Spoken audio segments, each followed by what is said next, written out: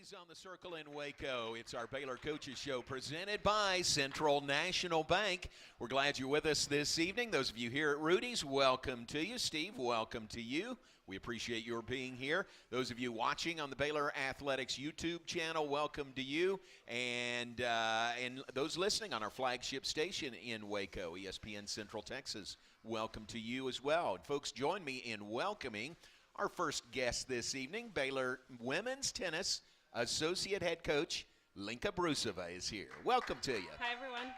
We appreciate your being here.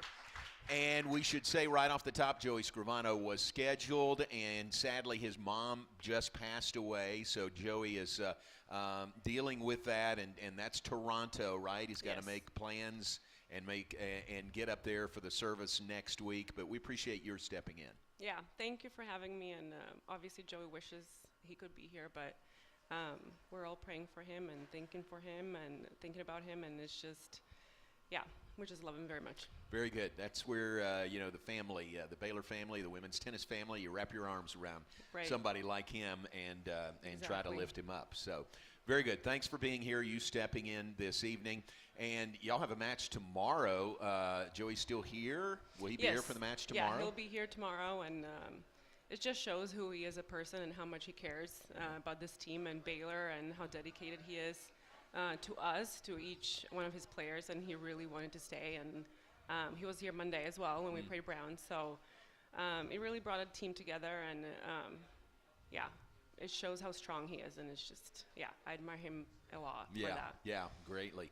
Very good. Well, again, things will be in very capable hands while he's gone as you take control. We got some of your players here, some members of your team. That's fun. Yeah, Lindsay, Zuze, Lauren, and Patricia.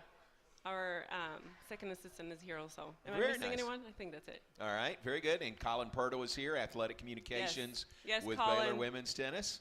How about Colin? Doesn't he do a great job? No, he's phenomenal. He is. He really cares, and you can tell that he loves Baylor, and he really cares for the girls, and they feel it. And yeah, he's doing an amazing job. He got home at 2 a.m. this morning with women's basketball. Wow. And he's here and look tonight. at him. I know. Look he's at him. Eating protein. Love it. Protein. Way to go. All right, let's talk about you first. How about that? It is so great to have you back at Baylor. You know, I've told you that 100 times. Yes. But you played here, had one of the best careers that anyone's ever had in Baylor women's tennis. You're still the all-time singles wins leader, career wins, 154 singles wins, all-time doubles leader. Was it 120? I think so. Or 130. Yeah, I don't have that remembered. Okay. Even though people would say I would, but I don't. Yeah, but you're the all-time leader in career singles and doubles victory. You had such a great career here. Yeah, I did. I always tell people that my 4 years at Baylor has been the best 4 years of my life. Yeah. And I really enjoyed myself, and I loved my time. I loved the people that I have met. Obviously Joey is such a huge part in that decision. But I've met some of my best friends on the team and outside of the team.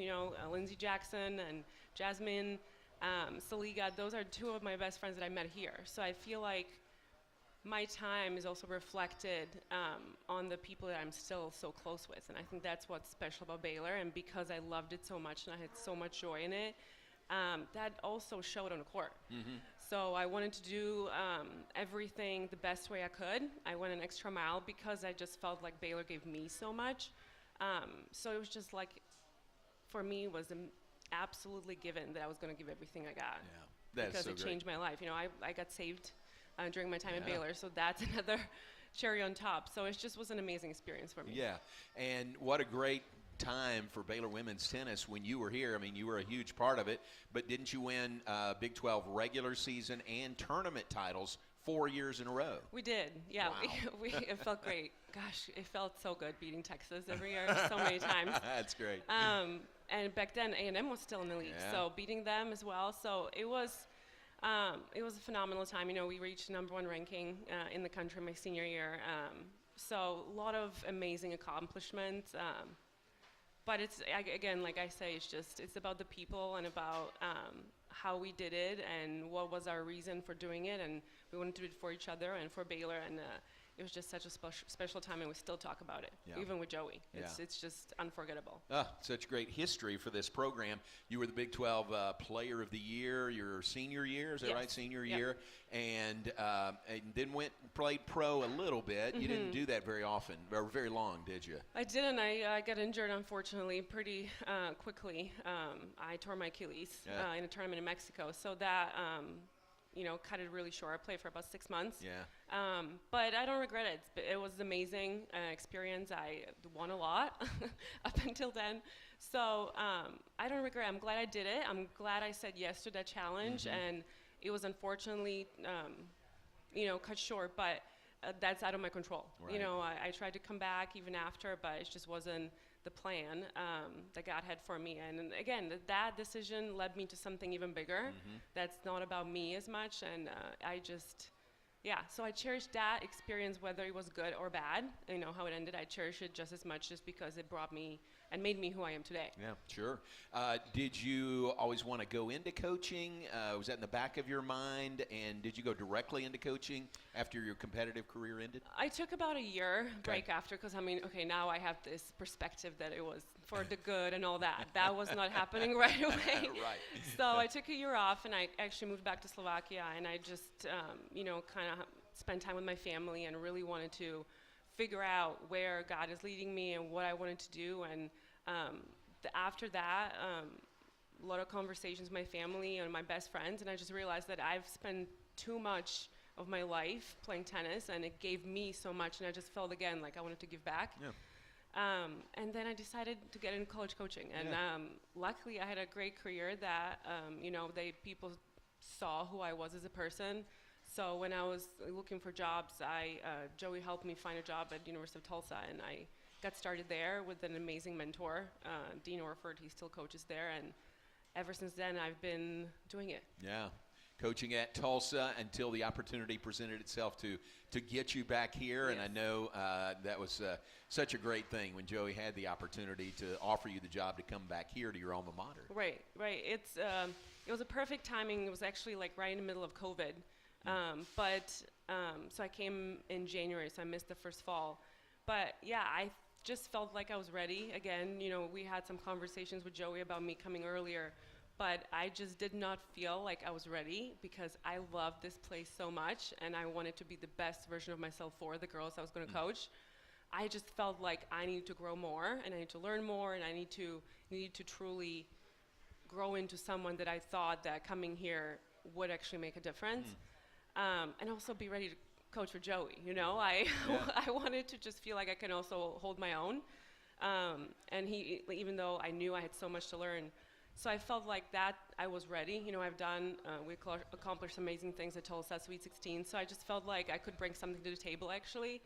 And that time was perfect, and it was perfect. Oh, good. Yeah. And it's worked out that way? It worked out that way. It's still perfect. Yeah, very good. Well, we're so glad you're back here, Lenka, a member of the Baylor Athletics Hall of Fame. Congratulations. Thank you. Again on that. And let's take a break, and when we come back, we'll look at this year's team. You tell us about this year's team, where you are. You got a match coming up tomorrow against Washington State. We'll talk about that. So plenty more to come. Lenka Broosova is with us, Associate Head Coach for Baylor Women's Tennis, on the Baylor Coaches Show, live from Rudy's, and we'll be right back.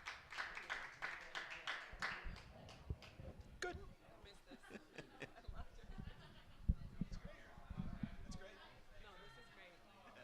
I always tell people that, like, one of my things that I miss that I'm not a head coach is when I don't get to do stuff like this. Oh, yeah. Because it's so fun to talk about something you love. Yeah, exactly. I feel like when you love the school, it's so much. Like, why wouldn't I love talking about Baylor? That's good. I'm glad you look at it that way. Some people don't like it, Really? and shy away from it. Yeah, I love it. I'm glad you feel that way. The more people feel like the love and get to know about it, the better. What's wrong? And I get it. Some coaches don't enjoy it. I would love it. I would love it. That's good.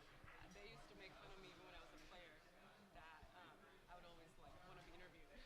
Oh, yeah, really? Yeah, so the Collins of the world loved it. Yeah, that's good. Yeah, because sometimes he has to beg to do it. Really? Oh, yeah.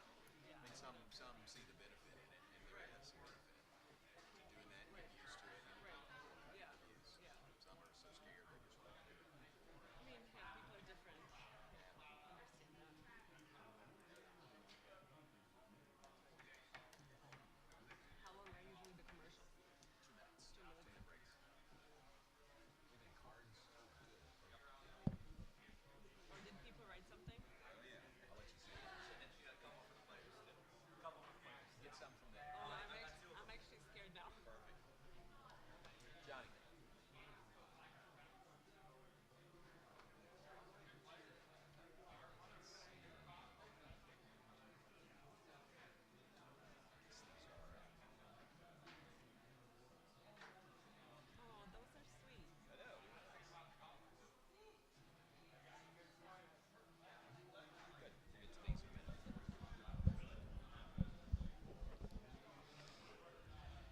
Welcome back on the Baylor Coaches Show, presented by Central National Bank. Central National Bank, your leading independent bank. We are live at Rudy's on the Circle in Waco.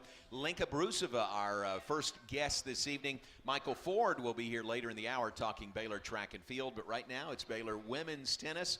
And you're off to a good start to this season, ranked number 15 in the nation, and hosting Washington State tomorrow. Tell us about that. Yeah, the rankings came out today. Obviously, it's a huge step forward for us, and the girls were excited.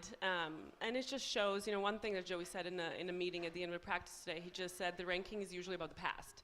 You don't get the ranking today, but you get it for what you've been doing for, either beginning of the season or just like last few weeks. And I just think that's a perfect description of what this team has been doing. They've been putting into work. They've been putting the process ahead of everything else, and I just think it's a nice reward. But they also know that they have business to take care of tomorrow, and they know that still they got to put the process first of what they got to do in order to put us in a position to win. So I think that's exactly what they're going to do tomorrow. Yeah, great. But it's it's always amazing to get also outworldly feedback that's positive. So that's, I think, it's a great motivator for the girls that they can do a lot this year, but also they understand that that ranking can come and go. Yeah. You mentioned the win over Brown. That was on Monday, a 6-1 win over Brown. Sounds pretty dominating. Yeah, that was obviously an emotional day for a lot of us, but one thing that I loved about that day is that this team just really rallied around each other and played for each other and played for something that's bigger than just themselves. And even bigger than Baylor. And it just showed that this team really cared about each other. They really put each other first, and they support each other in a way that's making them better, because supporting each other can be superficial. You can support someone even when they're not doing something that's right, but this team is just very different, and they want to push each other and make each other better. And I think Monday could have been emotional in a negative way, but they chose to do the amazing thing and honor Joey and show that it showed on a result board. So it was really cool to be part of. What would you say? What's the makeup of this team? What's the what's kind of the vibe with this team this year? The vibe is okay. I was thinking about this, like what words would I use? And Yeah. one word that I would use, the vibe is joy. Oh, good. They like that. really enjoy being around each other. Right. And they just love competing, and they love getting pumped up. Like if you see it in like one of those videos that Colin actually posted today, you can just see the joy and the competitive spirit that these girls have, and they just love screaming after winning points and being loud, whether it's in their language or in English. It's just fun to really see them be outworldly and to just show like the care and the love and the passion that they have for the game. So that's one of the words for sure. And then we have a lot of dogs on this team. So many dogs on this team. Zuza, it's a favorite word for Zuza. It's a goal for almost every single match. It's like, I'm going to be a dog today. Okay. So we have so many of those this year, and it's just mental toughness. But it goes back to the work that they've put in, with our strength coach Cole. That's just been such a huge part of this strength that it became of this team, is that they're mentally tough and they're dogs and they fight for every point.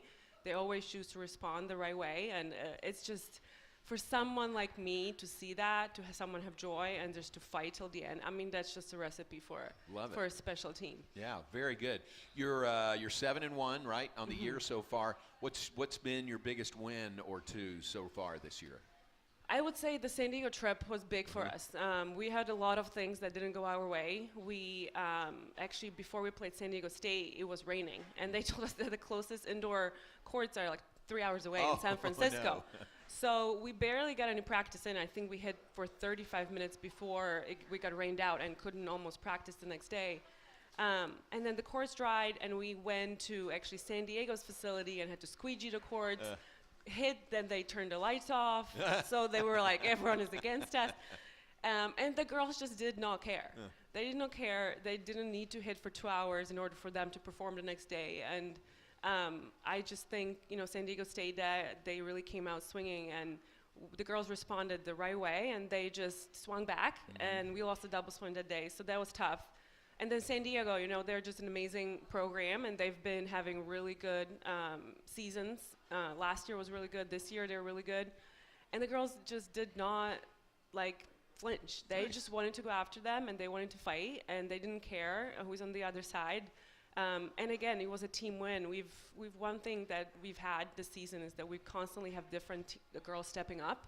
Whether it was Sierra and Na clinching the doubles against San Diego, which that was the first match Sierra Barry was back, and I just think it shows such a huge growth on her part, just stepping up. And then other girls at different times, Cristina Tiglia, from Italy, our #1 player transfer, she stepped up so many times. And then when she didn't have a dead day, someone else stepped up. So I just think that's such a big thing for success that's could be ahead of us.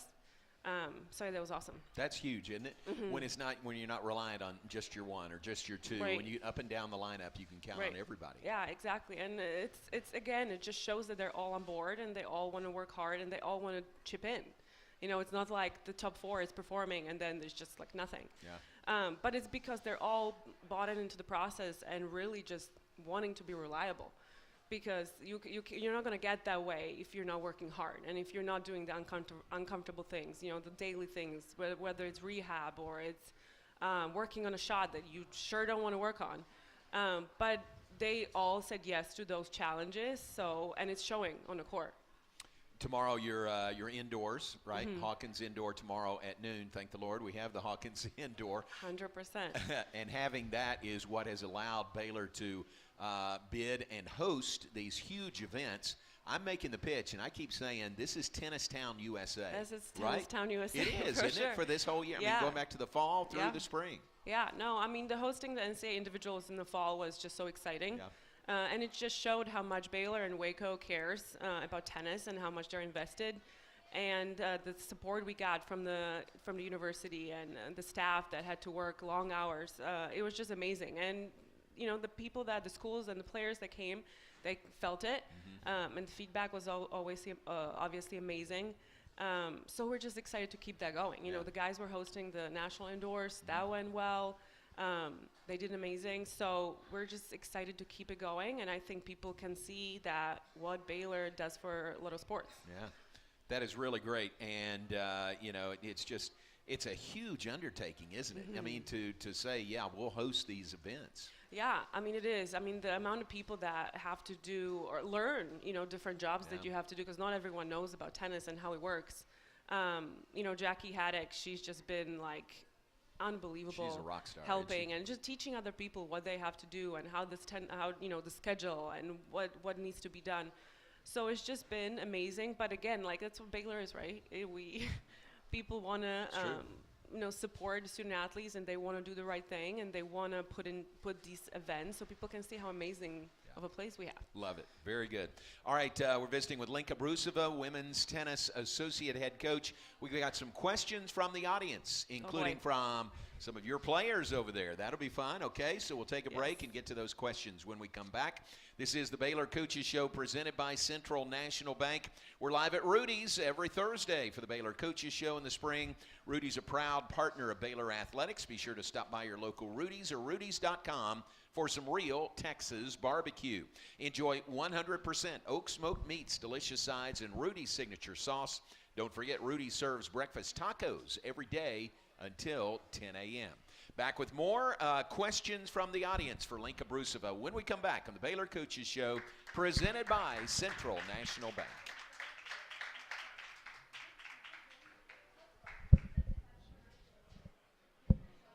Oh, these are good. Please, yes. Yeah, okay. Come on. Good. Sweet, thank you. Thank you.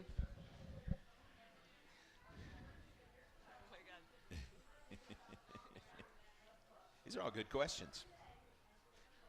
All good?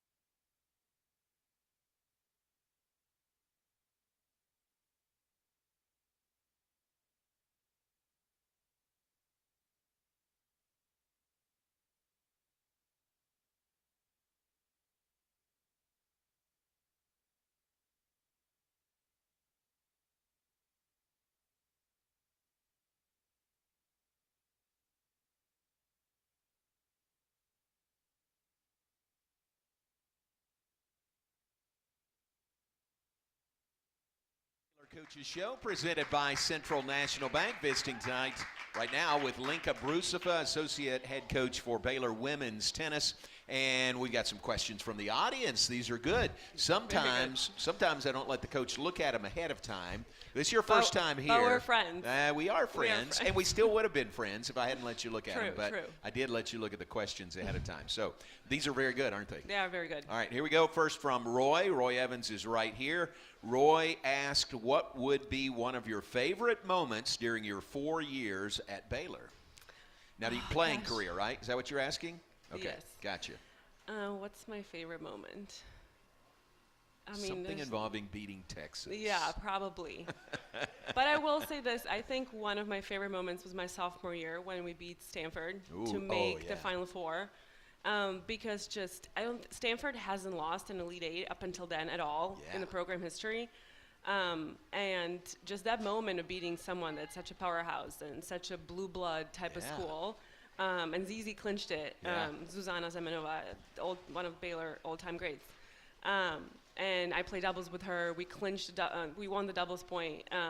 And then, so just winning that match was just such a okay, we've arrived. Like, it was such a moment of because we worked so hard, so we knew we were good. Yeah. We knew what we can do. We knew we can beat these people that just think they're just better than you. But to do it and then that kind of have the moment, it's Baylor's here, we're good, and we're gonna stay, and we're gonna dominate for a while. Woohoo. I just felt that, and to be part of that at such a young age. Well, I mean, sophomore year. I was this is gonna be fun. Yeah. It's gonna be fun to be one of the top dogs and one of the teams that can win it every year. And that feeling of striving for that was so fun.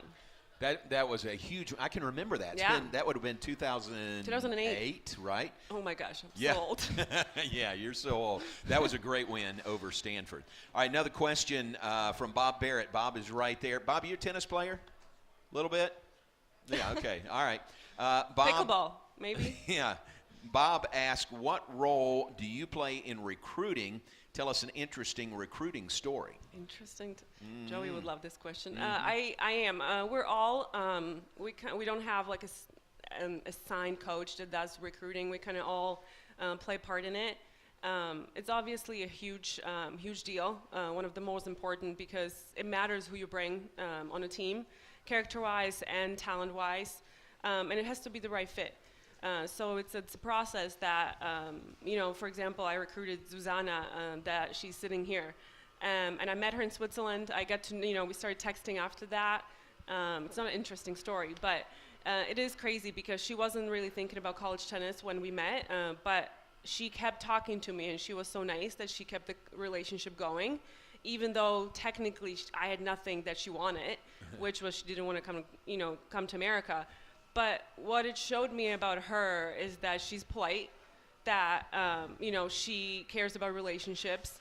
And then when she started thinking about coming to college, she appreciated that we had that history and we had that background. And I knew that she's the right fit because relationships matter. And that's what's special about Baylor. And outside of the fact that she was a great tennis player, I just knew that she was going to be the right fit, and I was absolutely right. Yeah. So I don't know if it's an interesting story, but I think I just love stories like that because at the end of the day, this business is about people, and it's about, being part of something special. And if you pick the right people, then everything else will kind of fall in place. And she's been such a huge part of building this year and last year's culture, and I'm just so proud of it. So because I played here, I take a little more pride in who we bring here, and that's probably my favorite part about recruiting. Yeah, that's perfect. Very well said. All right, another question. Doesn't have a name who it's from. Maybe you recognize the handwriting. I think it's Lindsay. Okay. It says, ask, what do you or love? maybe Patricia. It could be, no, it's not Patricia. We'll find out. What do you love the most about coaching this team? Was it Lindsay? Okay, I was right. Okay. See, you got to follow your gut. What do I love most about coaching this team? I think those things that I mentioned before. I think this team really has fun. I think, by the way, they almost all showed up, which I think that says a lot about. Yeah. There's Kennedy, Wenfei, nah, so good, eating ribs probably. Ribs. Wenfei loves meat. Yeah. Glad y'all are here. What do you love most about coaching this team? I think that they have fun. I think they really enjoy being around each other. They laugh a lot. So I think that just makes it so special, and they want to be around each other. You know, tennis is an individual sport, so them bonding like this and want to support each other and want to be around each other, I think it's special. So we just have a lot of fun. And then they're so competitive, and I love that. That's like my love language at work. I bet, yeah. And they just want to win. So I think that's such an easy connection for the coaches to make with players that are competitive and they want to win and they want to do great, because you can't want that for them. Yeah. And I don't have to tell these girls to want to win. Sometimes you have to pump the brakes. Yeah, you're right. Similar question, again, no name. What's your favorite moment with this team? Unless Lauren wrote two questions, I'm going to say it's from Lauren. It's not. No. Zuza, Patri. Anyway, doesn't matter. What's your favorite moment with this team? Oh, that's a tough one. I don't know, we recently had a really fun snowball fight with Joey when we were just in Illinois, and I wasn't part of it. I didn't want to get wet before getting on a plane. But Joey started a fight with Lauren, Brookie, I think it was Zuza, and then Nan Kennedy got some. That's pretty good. So that was really fun. Again, just enjoying the moment and enjoying being around each other, and it was it was fun. Good. Jackie Jones asked, how many girls make up the Baylor women's tennis team? We have 10 girls on the team. Oh my gosh, 11. Sorry, 11. 11. We have 11 girls. 11's the number. Yeah, good. 11. All right, save this one for last. This is really good, and you think you know who this is from. Yes. But she asked, if you were to play a set against everyone on the team, would you win all of them? I know, that's from Lauren. Okay. She always jokes with me about that, because when I play them, like, they sometimes accuse me of like not giving my best because they think I could beat all of them. Yeah. But no, I always tell them, like, the biggest respect I can show them is they really try to beat them. Sure. So I would say, like, unless I was wearing running shoes, like, that doesn't count. You know, that's like, it's not my fault I wasn't ready. Or, like, you know, I'm just out of shape because I'm not in a good enough shape to truly sometimes beat them. But other than that, I try to beat them and they beat me back sometimes. Okay. All right. So no, I will respect a player and try to beat them. I got you. Because I want to make them better. You know, in you. that role, when I have to play them, I have to make them better. So I try to beat them and give it your best. Right. Very good. Great questions. Thank you all very much. Tomorrow, Washington State, noon at the Hawkins Indoor Facility. Admission is free, so come support Baylor women's tennis. Holler at Lenka in a very nice way. Of course, college tennis, different than the professional ranks. But yeah, be loud, be loud. Yeah, exactly. Make it's as always much better noise to as you tell can. people to be quiet. Then, Right. Yeah. Thank you for being here. Thank you so much for having me. And good luck the rest of the season. Conference starts next week. Yes, Friday, Saturday. Yep, Big 12. West Virginia and Cincinnati coming in next week. So Thank you for excited. being here. We appreciate it. Thank you so much. Lenka Broosova, one of Baylor's all-time greats in every way, with us on the Baylor Coaches Show. We'll take a break, switch gears. Michael Ford joins us when we come back talking track and field on the Baylor Coaches Show, presented by Central National Bank.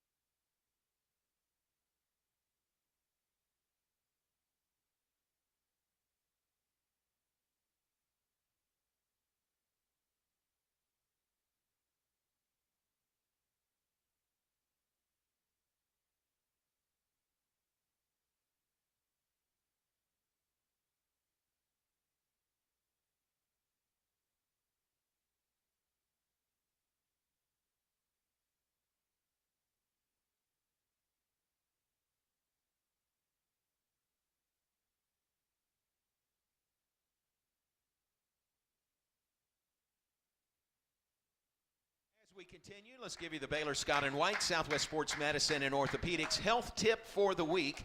Don't let pain slow you down. We diagnose and treat sports-related injuries and provide orthopedic services for athletes and non-athletes alike. Visit a Baylor Scott and White Sports Medicine and Orthopedic specialist and move like you used to. And as we turn the bottom of the hour, folks, join me in welcoming Baylor's track and field head coach Michael Ford. Well, thank you. Welcome to you. Thank you, as always. Appreciate it. It's good to see you. This is one of three? Probably three. You got a busy spring ahead. Very spring.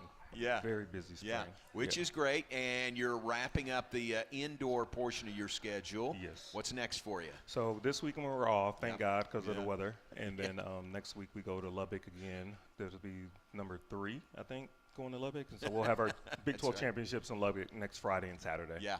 What's that? I've seen that facility from the outside. I don't know. I've seen some video from inside, but what's that like? Is it good? It's honestly, I would say, it's probably one of the best facilities for Really? an indoor track. Wow. Just because of the warm-up area is right next to the yeah. main track. And so normally we're in another facility, and then we have to go to the main track. But here I can actually be at the warm-up area, and then I can just take a couple of steps over, and I can see the track there. Very cool. Sound like a great setup. Yeah, you know, if we have any money coming up with MAC, we can probably build an indoor facility here. Yeah. Is that, in all seriousness, I mean, that'd be nice, wouldn't it, if you had an indoor facility? Yeah, I don't know if It's it'll a lot be of money. Yeah, I don't know if it'll be great for our director of ops because he would be in control of those track meets that we would have to have. But I think it's good to because indoor track and outdoor track are so different. Indoor, you have to be a lot more aggressive. The track is, of course, smaller. Right. There's no 400-meter bank tracks Right. ever. But I think the kids who aren't aggressive have to learn how to be aggressive. Outdoor season, you're in your lane the whole way. Yeah. But indoor, in the 400, you have to cut in, and it's a lot of bumping and stuff like that. So just imagine watching, back when we were younger, the roller derby. That's how Right. I think indoor is. That's true. Yeah. That's a good comparison. Did you, when you were running here, did you like outdoor better? And did you have to learn how to run indoors? Well, I grew up in New York, so we always ran indoors. Oh, So okay. I was actually probably an expert running indoor. Okay. But it was different because the tracks when I was in high school, they were mostly flat tracks. Yeah. And then when I got to college, they were wood, or they were really small. So they're like 160 yards around an oval. That's tight. Very tight. And then the tracks were wood. Yeah. So we didn't have the rubberized tracks like they do now. Wow, Yeah. man, Yeah. interesting. Yeah. Very good. Rochester, New York. Always get that Rochester in. Your women are ranked number 15 right now, and the men are ranked 22nd. Yes. You've had a lot of PRs already here indoors, haven't you? Yeah, I mean, I just think that they're just blessed to have great coaches. But no, I'll be honest. This group has really worked hard. They started off in September, just training really hard, getting ready for the season. And I think, but it's a product of everything. I think the coaches and the student athletes have done a great job, and they've listened, and they're just making small corrections week to week. And we got to make a couple more next week, and then 2 weeks later at the NCAA championships. Good. Tell me about, was this last weekend, Nathaniel Ezekiel? Yes. In that 400 here at Quarter Miler U? Tell me what he did. No, he's been running great. He was one that started the season off a little later than everybody else because he was at the Olympics. Yeah. And so we pushed his training back almost 6 weeks. Then he had a slight little injury right before the break, Christmas break, but Coach Dalton has done a great job with him getting him back and healthy. One thing about Nate, if you haven't seen him run, he's about 6'3", 6'4", solid, but he has a motor. He's special, and that race that he had, he came through about 21.3 and came back in 22.3. Sheesh. But he's amazing, and then came back later, a couple hours later, the next day, and ran a great relay leg too. 4x4. Yeah. He's, I think of him as a big guy. He is a big guy. Isn't that hard indoors for him to do Yeah, that? but that's With the his thing. size? Yeah, but that's the thing about him. He's so aggressive. Okay. And so just imagine you're running full speed against him, and then when you have to get to the break, so you basically like Nate when he ran, he was in lane 6. Yeah. And when you get to the break, you have to cut down Sure. to lane 1 or 2. he's firing down. So just imagine a 6'4", 180 Linebacker pound coming at linebacker you. coming Yeah. at you, and so you either got to slow down, or you got to speed up, and he just keeps going. Wow. And that's probably the most impressive thing I've seen about him. That he just keeps going and going, and yeah. So I'm looking forward to watching him run that Big 12s. Yeah. But he's had a great season so far. How about, let me ask you about a couple of others. Alexis Brown going strong, program record in the women's 60 meters. Yeah. Again, Alexis, one of her goals was this season was to break the school record in the 100 and in the 60. We've made a couple of little tweaks on her block start, and she finally put it together at that meet. And I think the crazy thing that I remember from that is long jump was going on at around the same time. Mm-hmm. So she breaks the school record. She breaks the school record in the 60, and then probably 20 minutes later, she goes and breaks the school record again in long jump. Oh my gosh, yeah, really? And so, but it also gave her a lot of confidence because next week at Big 12, she would have her first round of the 60 and long jump final or prelim final is on the same day. Wow. So it gave her a little confidence going into conference that she can do both of them at the same time. Man, terrific. How about Molly Haywood in the women's pole vault? She's jumped 15 feet and a quarter indoors. Yeah, Brandon Richards has done a great job with her. I mean, she has 8 training partners. So it's funny because Alencia Lentz was a school record holder. She's still on the team. Both of them are sophomores. And Molly, I think the big thing for her was her confidence. Because she won outdoor Big 12s, but she also won under 20 worlds. Wow. But she's just getting on bigger poles. We're spending more money on getting more poles for her to go even higher. So, but she's been real consistent. That's one of the things that we talked about all year is just being consistent. And she's done that. And I'm looking forward to watching her compete next week also. Golly, such great performances already. Josie Hutton tells me the women have produced 15 top 10 marks already. The men have produced 5 of the top marks in indoor program history. Yeah. I mean, that's a great season already indoors. Yeah, I just think that, like I said again, I think the coaches have just we've been locked in from day one, and we've been preaching to the kids all year that they can be better than what they are, and so we're just continuing to push them more and more, and I think that's probably the biggest thing that we've done. I remember before the season started, our men, they're ranked 22nd now, but when we started the season, we were 81st. Oh wow! Yeah, so we've just Huge jump. Yeah, big jump. Yeah, and so we've just been continuing to getting better in each week. Nice. Yeah. Very good. Let's take a break. Back with more in a moment with Baylor track and field head coach Michael Ford. We'll continue with more in a moment on the Baylor Coaches Show, presented by Central National Bank. Central National Bank, your leading independent bank.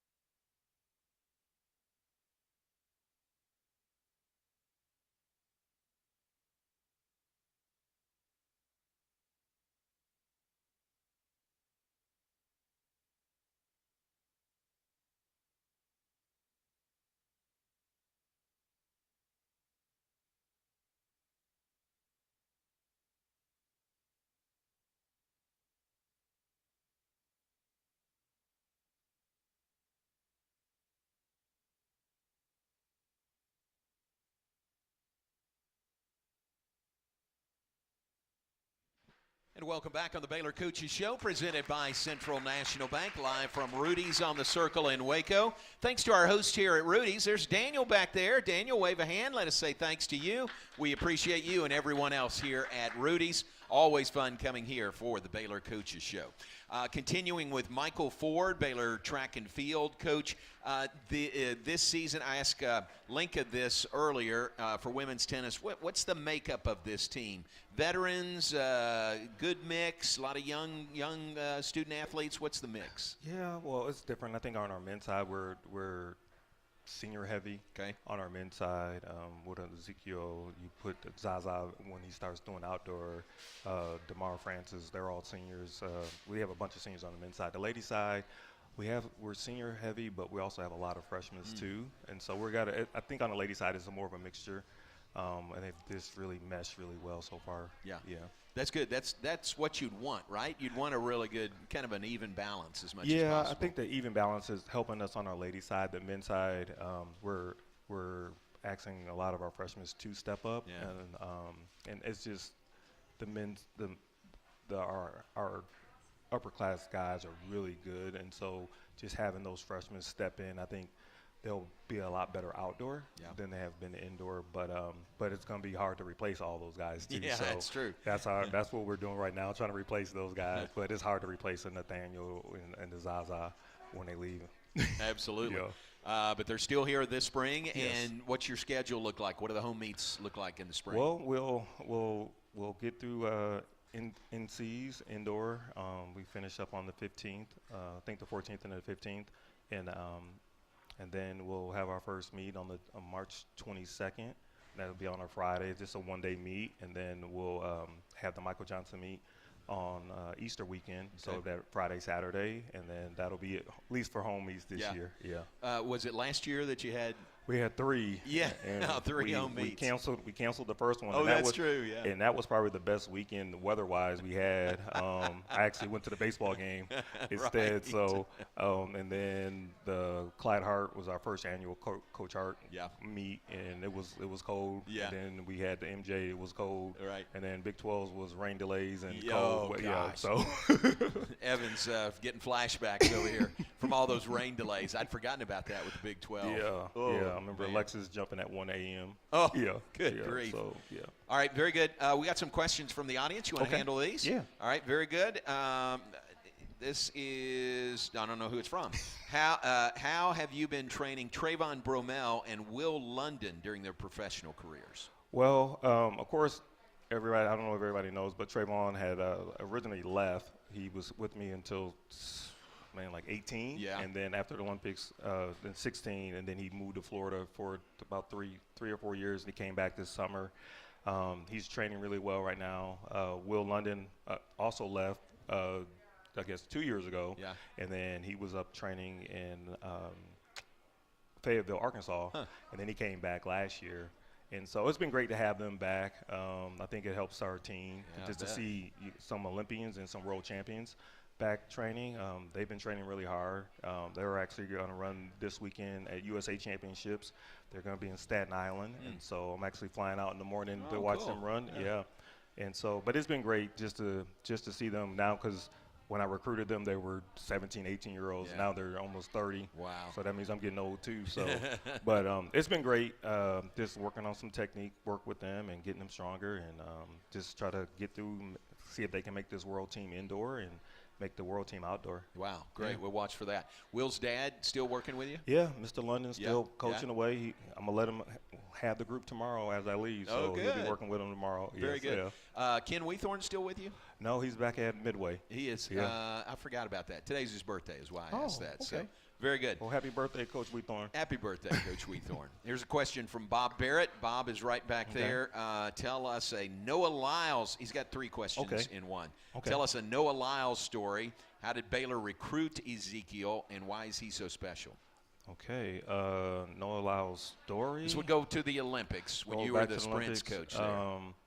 Well, I had never really met Noah Lyles in person, so it was an honor to meet with him. And then I remember one of our first days of training, he was with his personal coach. He was training somewhere else at another track, another facility, and every time he was walking from the village to go to this facility, he had so many people who want to talk to him, get autographs, and I said, hey, listen, let me be the bad guy, and I'll just tell them no. And we started walking. Everybody came up to him, nope, can't do it, can't sign this, can't do this. But what I found out was he was a big fan of mine. And so he knew what I had did with Trayvon and with Jeremy Warner and Darrell Williamson. And so we talked a lot. And a lot of people thought that they always think that he's really cocky. But it was more so his self-motivating himself. And so that changed my perspective of him too. But he was just a great kid. Looking forward to watching him run. Hopefully Trayvon will be beating him this year, but he's a good kid. And then what makes Nate, he just works hard. Yeah. He works hard. He trains hard. He wants to be the best. He listens to his coaches. I think like the big thing this year for him is trying to run 47 in the hurdles. Based off what he's running in the open quarter indoor, he should be able to do that. I know one of the things that drives him is winning NCAAs. I think the last time we had a 400 hurdler win NCAAs was Bono Kamani. And so that was a long time ago. Yeah. And so I think that's the big motivating factor for him. And he's been to the Olympics and he's been to World Championships. But I think that title is eating at him a little bit. And he wants that title. And I think it'll set him up for another World Championships this year. Nice. Yeah. Very good. All right, good question, Bob. Thank you. We got other questions, but let's take a break, and we'll come back with these in just a moment. We'll continue with Michael Ford, Baylor track and field coach, live from Rudy's on the Baylor Coaches Show, and we'll be right back after this.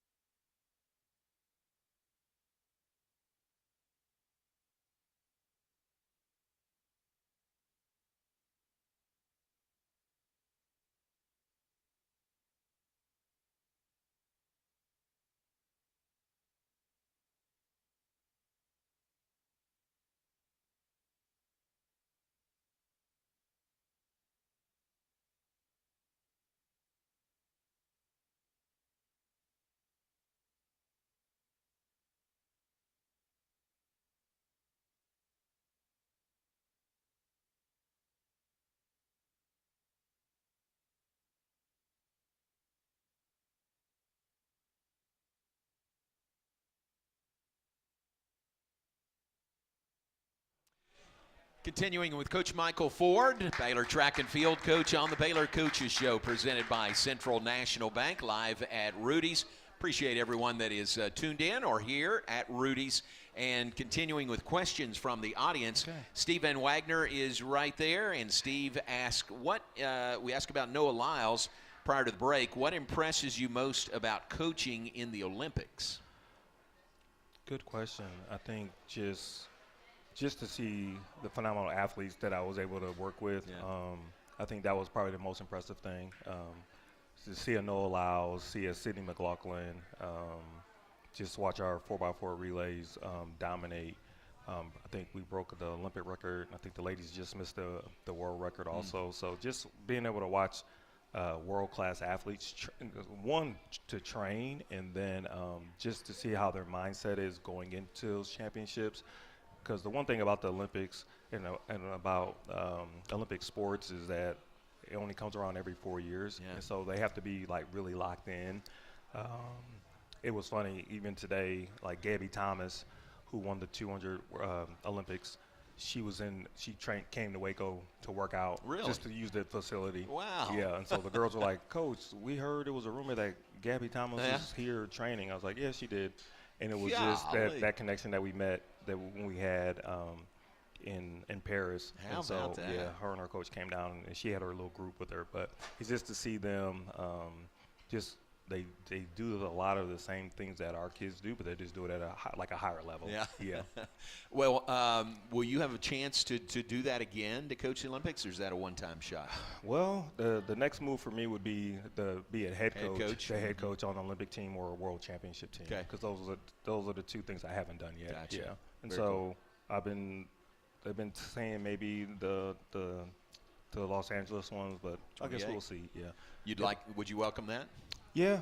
Yeah. Yeah. I mean, it's in the U.S. and so Yeah. I'm always happy. And if it's in God's plans, that's what it'll be. Very cool. Yeah. That's great. Good approach. All right, final question from Roy. Roy, who's at every one of your meets, working Yes. your meets. Roy asks, great season so far. Who would you say has grown and improved the most this year, men's and women's? Ooh, that's a hard question. I don't want to get anything wrong. I think everyone has made some strides. I would say everyone knows about Alexis. She's done a great job.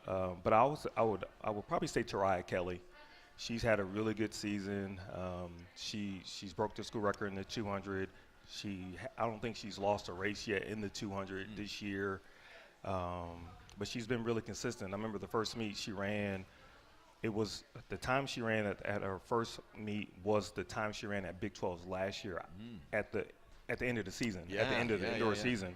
And then every meet she's been getting better and better. She broke the school record, and then we went to K-State. She won there by a big margin. Then we went to Lubbock last week. She won by a big margin. And so I think her ceiling is still, she has a lot more improvement to do. But I think for her, that she's been a big one for me. Also, I would say one of our freshmen on the guys' side, I would probably say Austin Diggs. He's been running really well. He's really hard on himself. He wants to be really good, but he's improved a lot in the 200. But I think those are the two I would say on the team. And then, I would say probably those two. But we've had so many kids have seasonal best, personal best, a bunch of school records. I mean, Alexis Brown's broke the school record 3 times in basically 4 meets. And so those are the people.